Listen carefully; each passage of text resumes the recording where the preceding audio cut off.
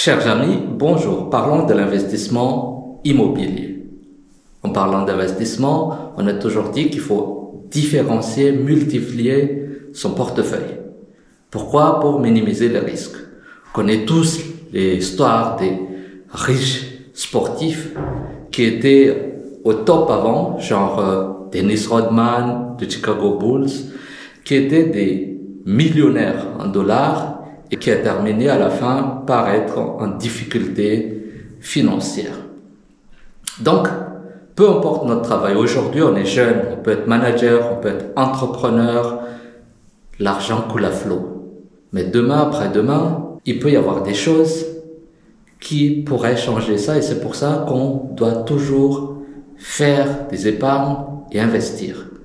Investir quand on est entrepreneur dans sa société, investir dans des placements boursiers, investir dans des crypto-monnaies si vous voulez, investir dans une assurance vie.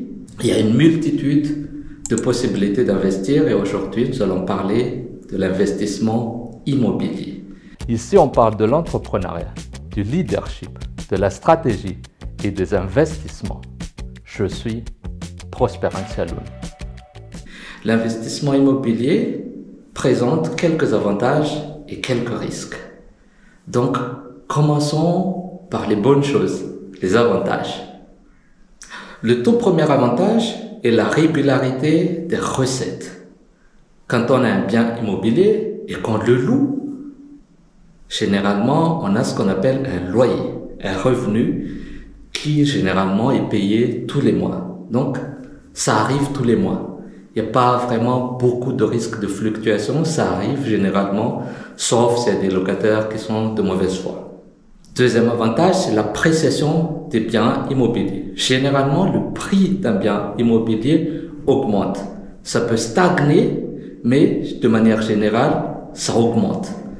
C'est très très rare que ça diminue. Donc c'est un gros avantage. Quand on a acheté un bien à 100 000 euros par exemple, ça reste 100 000 euros, voire 120, 130, 150 000 euros en termes de valeur. Troisième avantage, c'est la sécurité de l'investissement. Généralement, il n'y a pas beaucoup de fluctuations. Comme on a dit, un bien qui a été acheté à 100 000 euros ne peut pas du jour au lendemain coûter 20 000 euros. C'est un peu rare, voire ça n'existe pas. En termes de sécurité aussi, c'est un bien qui ne se dégrade pas ou qui s'abîme pas d'un seul coup. Bien évidemment, il peut y avoir des cyclones, des intempéries, des dégâts des eaux ou un incendie. Mais de manière générale, on essaie de tout couvrir par une assurance. Quatrième avantage, c'est la diversification. Comme on a dit, on peut investir dans d'autres choses et l'immobilier peut être un élément de diversification en plus de nos investissements. Et ça nous ramène au cinquième avantage. Le cinquième avantage, c'est que on peut utiliser un bien immobilier pour faire d'autres emprunts, c'est-à-dire pour engager d'autres investissements. On peut soit le nantir, soit l'hypothéquer, mais un bon bien immobilier, ça permet toujours d'avoir d'autres emprunts encore et on sait, comme on dit, l'argent paie l'argent. Donc si on veut se faire de l'argent, il faut investir. Sixième et dernier avantage, c'est que je suis malgache. Dans notre culture, un des objectifs ultimes d'un homme ou d'une femme, c'est tout d'abord d'avoir un enfant. C'est toujours bien vu dans la famille. Et deuxième chose, d'avoir son propre appartement ou maison. Donc, j'ai pris cet élément en compte parce que je sais que dans plusieurs cultures africaines, voire une partie de l'Europe, c'est un point assez important pour son estime de soi. Votre chez vous à Madagascar en quelques clics. Maison et Tradition vous propose un pied-à-terre ou un investissement locatif. Le projet est porté par Solidis, une institution financière de confiance, partenaire entre autres de l'AFD et de la Banque mondiale. Maison et Tradition allie un gain de temps, pas de recherche de terrain, des constructions effectuées et suivies par des professionnels, mais aussi la sérénité et un emplacement accessible. Comme on a dit, tout ne peut pas être rose. L'investissement immobilier présente aussi quelques désavantages, comme par exemple le coût élevé. Acheter une maison, c'est pas comme acheter une voiture ou un poste téléviseur. C'est trop cher. Donc c'est un gros investissement. C'est une grande partie de notre épargne. Deuxième désavantage, c'est la responsabilité en termes de gestion locative.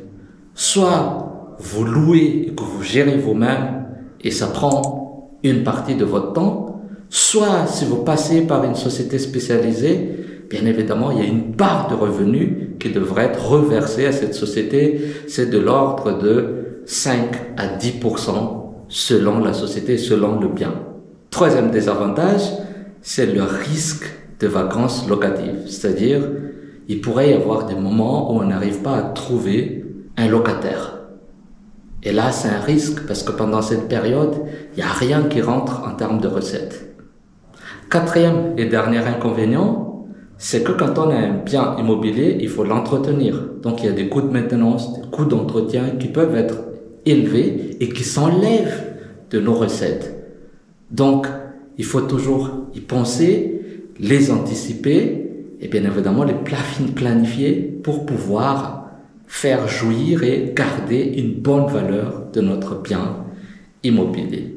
Donc voilà, en résumé, il y a 6 avantages et il y a 4 désavantages. Mais de mon côté, je vous encourage, si vous avez la possibilité, d'investir dans un bien immobilier parce que c'est un investissement plus ou moins sûr, stable et c'est un investissement qui peut rester à long terme là sans les fluctuations du marché pendant la période de crise par exemple. Sur ce, je vous dis à très bientôt. Au revoir.